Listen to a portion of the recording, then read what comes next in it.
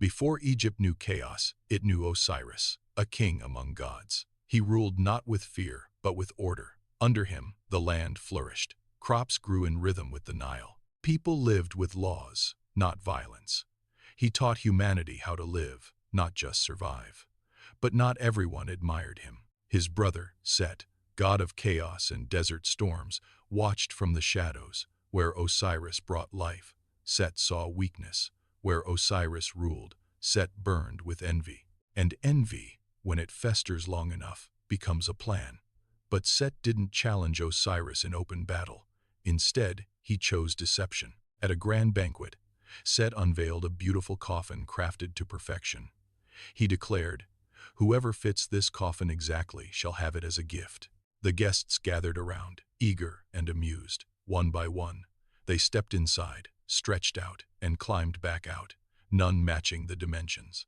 Osiris watched, his expression open and curious. He stepped forward and lay down within the frame. His body aligned perfectly with the wood, and in an instant, the lid slammed shut. At the sight of this, the guests scattered in terror.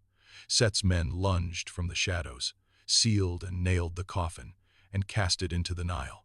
The king was gone, not defeated, but erased. Osiris's wife, Isis, did not remain in the silent palace.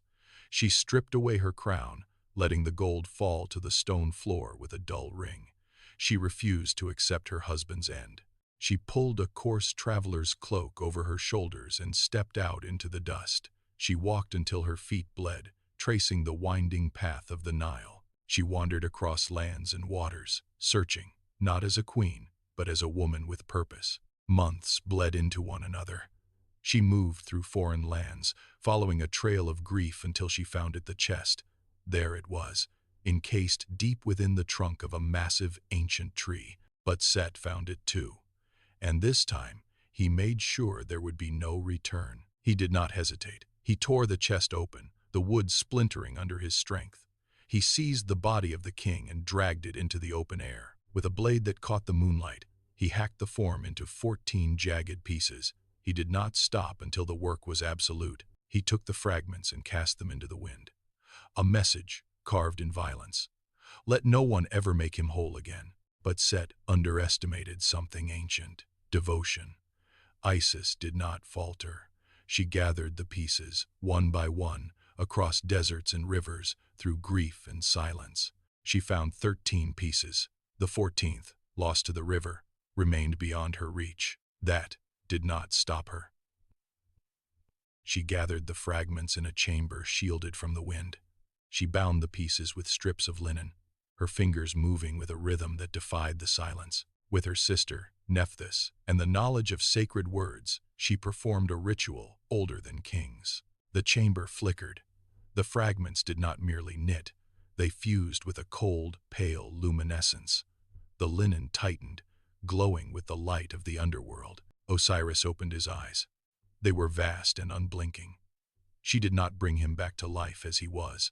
She brought him back different, not as ruler of the living, but as lord of the dead. He rose, not to reclaim his earthly throne, but descended into the halls of the afterlife.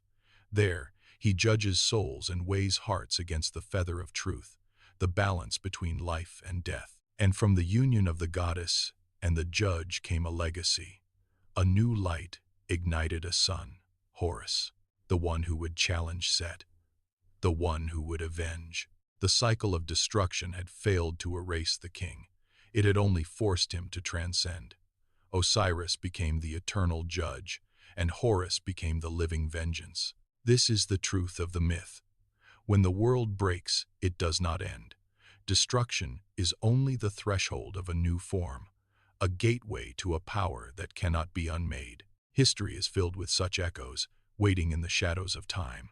The story of the gods is far from finished. This was only one legend. There are many more waiting to be uncovered. Subscribe to uncover the rest of the tales that shaped the world.